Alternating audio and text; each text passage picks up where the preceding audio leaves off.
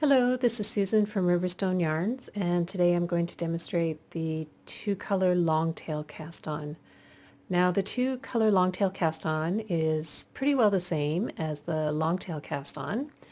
The only difference being is that we're using two yarns and it's usually two different colors. And the effect that it will give you is it will give you this nice kind of ridge right here along the edge of your work. And then you can work in, you can move into stockinette or whatever. On these mittens I did a plait or a braid, which I have demonstrated in another video, and I think it works out pretty good. It's a pretty successful start. So here I have two different yarns, two different color yarns. They're both worsted. And the longtail cast-on, usually you have to measure out a length of yarn that is going to be for the tail. But this time, because we have two different yarns, we don't have to do that.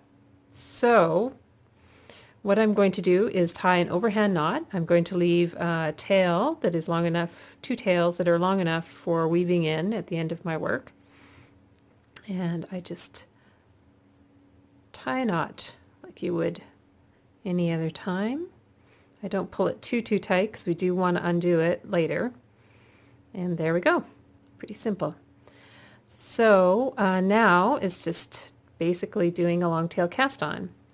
So I will move the two yarns into my V, upside down V, and then I pinch my two fingers together, put it through the V with my ring finger and baby finger.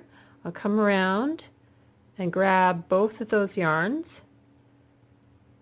Not really tight, but just enough. I just want to create some tension so we can do some work there. So there we go. Now we'll just get our needle. And what we're going to do is we're going to put this just underneath. And I usually put the darker yarn on top like that. I like the lighter yarn for my ridge, but it can be either way, whatever you prefer. So I'll hold that there with the index finger on my right hand, and then what I'm going to do is I'm going to twist around so I can get at this under part of this yarn right here, come up through the loop, grab the back yarn, and pull it through the loop, and then pull it tight. Not too tight. We want to be able to still work with our stitches. Once again, I'm going to move the thumb around, come up through the loop, grab this yarn at the back, and pull it through.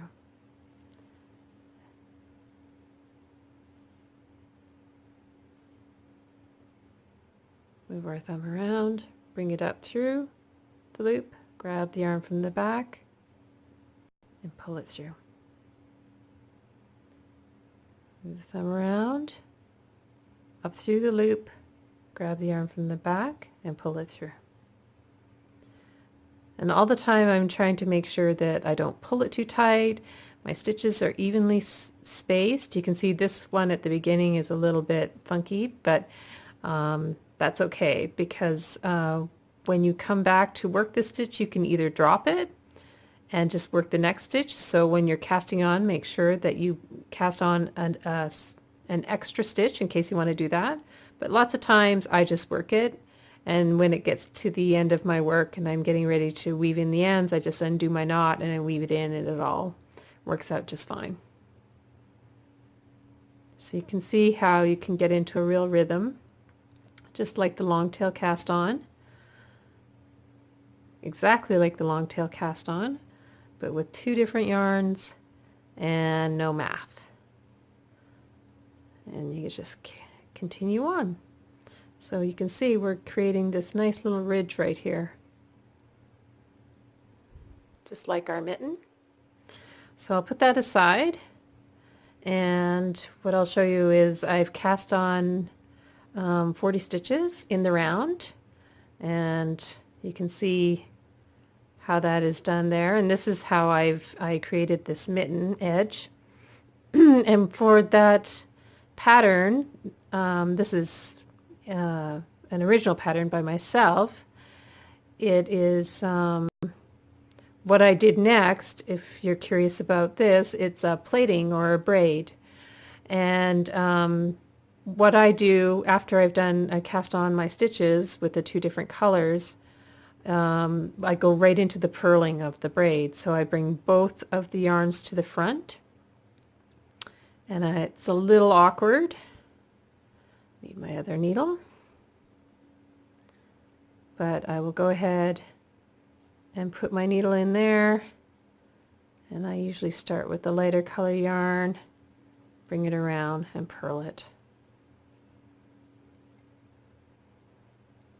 Then the next one, and just because it's the beginning of the round, I'll make sure and give it a little extra tug.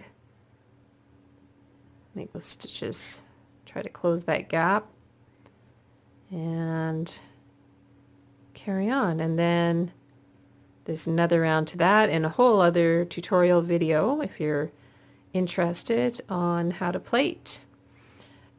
Just take a look on my YouTube channel. Okay, thank you for watching, and if you're curious about this mitten pattern, you can purchase this mitten pattern on Ravelry.